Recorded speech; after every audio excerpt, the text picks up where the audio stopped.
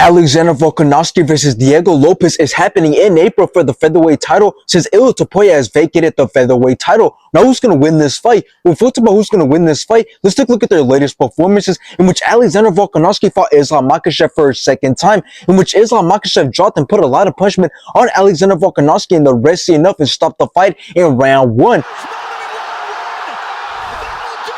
After this, Alexander Volkanovski went on to fight Ilia Topuria, in which both started off great in round one until Ilia Topuria knocked out Alexander Volkanovski in round two.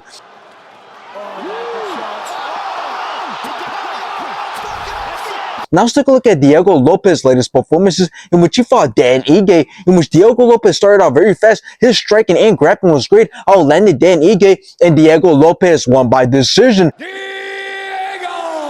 And after this, Diego Lopes went on to fight Brian Ortega, in which Diego Lopes dropped Brian Ortega in round one. Diego Lopes landed some great shots and kicks, dropped Brian Ortega once again in round three, and Diego Lopes won by decision.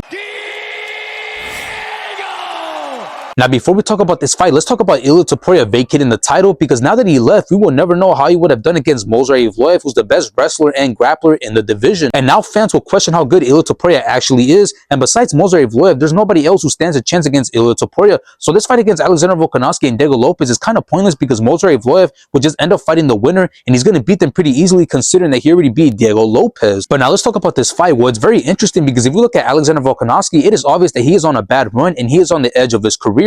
So this is his last chance to prove that he still has what it takes to compete at the highest level. But here's the thing, even if he wins this fight, it doesn't mean anything, because there's no way at his age and at this point in his career he's going to be able to defend that belt more than once, especially against these great and young fighters. But now let's look at Diego Lopes. Well, he's obviously younger than Alexander Volkanovski, and he's probably the most active fighter at 145, having 3 fights in 2024 and 3 fights in 2023, and he's on a 5-fight winning streak, stopping 3 of those opponents. So when talking about how this fight can play out, we do have to remember that Alexander Volkanovski is one of the greatest of all time, so he might still be able to put up a really good fight early on, but realistically he should end up getting outworked and outperformed, considering that he's fighting a taller and longer fighter who has power and who has the grappling and who's very dangerous when it comes to submitting his opponents. So I got Diego Lopes beating Alexander Volkanovski.